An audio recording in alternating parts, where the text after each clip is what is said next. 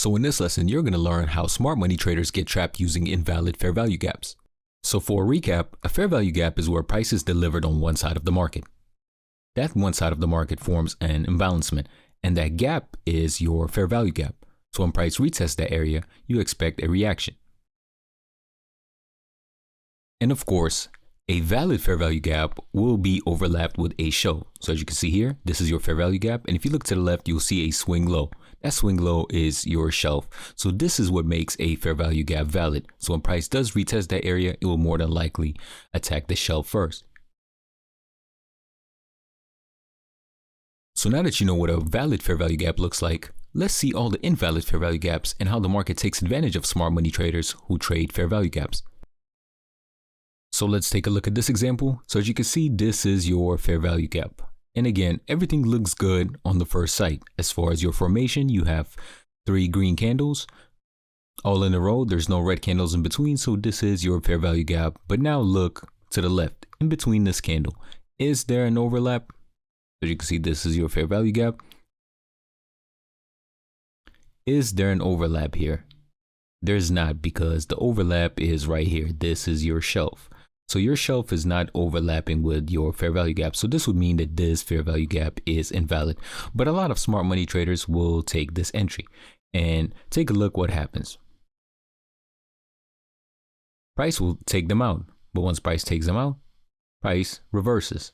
So essentially what happened is price stop hunts your fair value gap and tricks all the smart money traders and forms your purge, takes out all the smart money traders, and continues with the direction that you had intended, which is your trend. Now, what can you do with this information? How can you take advantage of smart money traders getting trapped and trading against them? So for one, you need to understand what a invalid fair value gap is. And once you understand that, you need to wait for smart money traders to lose their trade and get taken out of their position for you to enter the trade. So here's an example. As you can see, this is your fair value gap. And now when you see your fair value gap failing, what you're waiting for is a close back inside of the range.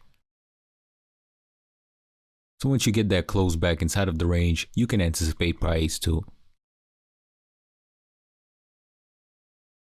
since price is coming from your discount, you can anticipate price to reach this area.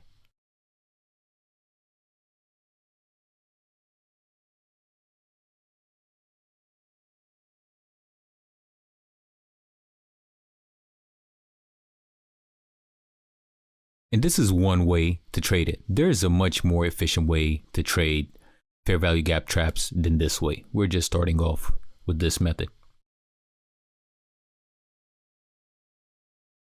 So an easier way to use your invalid fair value gaps and take advantage of the smart money traders is you wait for price to visit your fair value gap and have a pullback.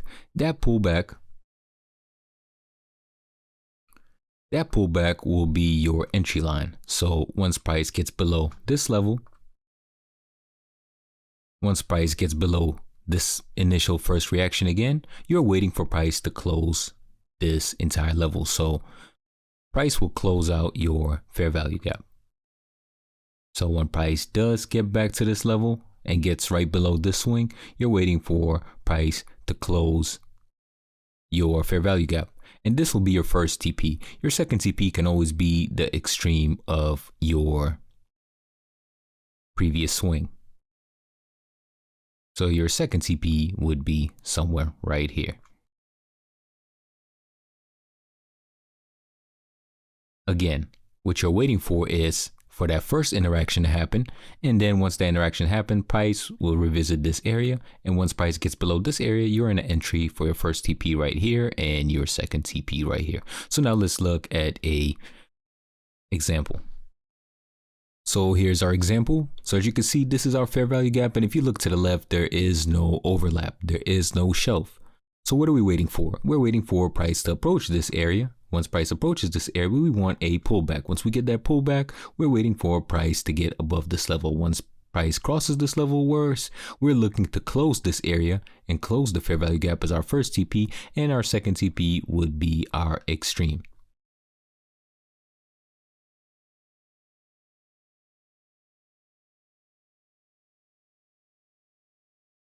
So here you have your reaction. Once you get your first reaction, you have your line right there. And once price gets above this level, you're looking for a first TP to close your fair value gap, and your second TP would be at your extreme.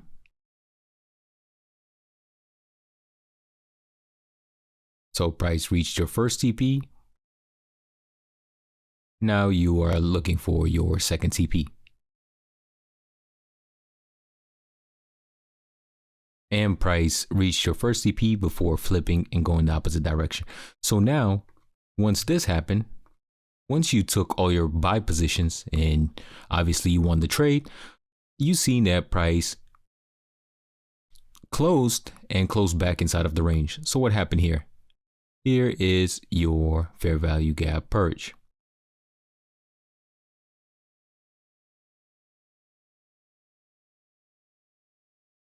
So once you got that and price closed below, now you can start taking short positions.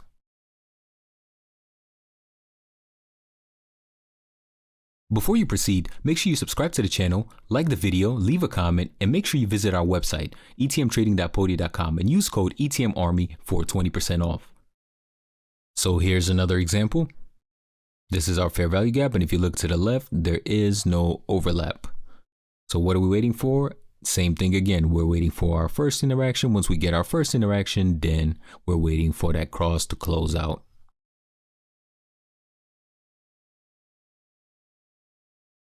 So price is in our fair value gap. Let's see if price pulls back before closing this entire gap. And price had a pullback. Now, when price does close this level, even though this would not be one of my favorite setups just because you don't have enough range. As you can see here, you don't have enough range. Because if you had more space, if let's say this reaction stopped right here, then you have this entire range. But now as you can see this close, this range is pretty small. So in this case, I would advise you to ignore this trade just because the risk to reward wouldn't make sense. But if you're still insisting on taking this trade, what I would advise is to go with a lower position and target your extreme. So you would target your extreme level. Your extreme level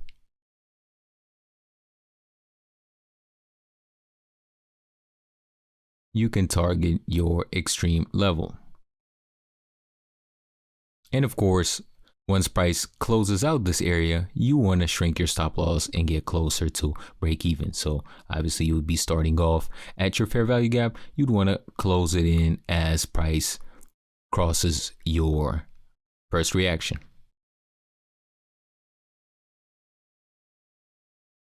And you had a successful trade.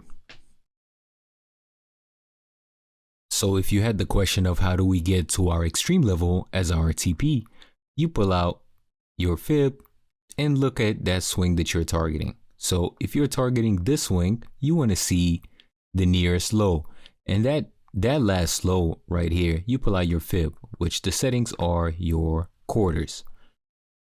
And what you do is you highlight your extreme, which is your top 25%. So what happens here is you want to take your profit at that 25%. Why? Because this is a danger zone and price could always reach this level and reverse from this area. So when trading this type of setup, you want to disregard previous reactions. So this previous reaction, we're completely disregarding it. The only first interaction that we're looking at is, let's say price reacts and then approaches. It all has to happen in a span of one cycle. We're not looking at a previous reaction.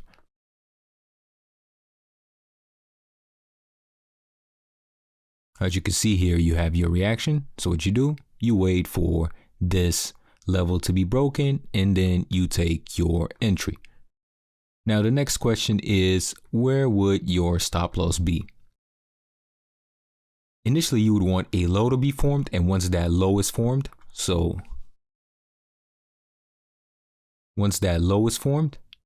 and price comes up here, your stop loss would be right here.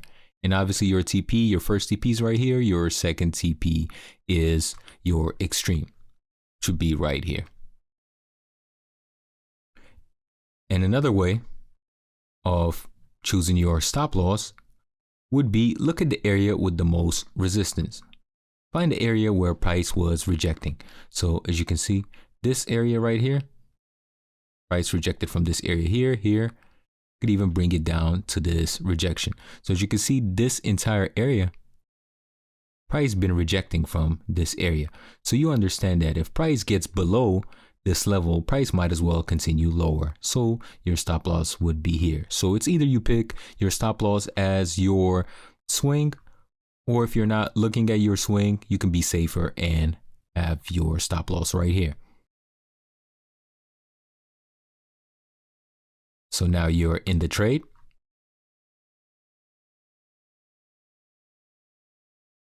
Your first TP, once you hit your first TP, you go to break even. And you already took 50% of your position, so now you're waiting for your second TP. Hope you guys enjoyed this lesson. Make sure you like, share, and subscribe, and leave a comment. What lesson do you guys want next?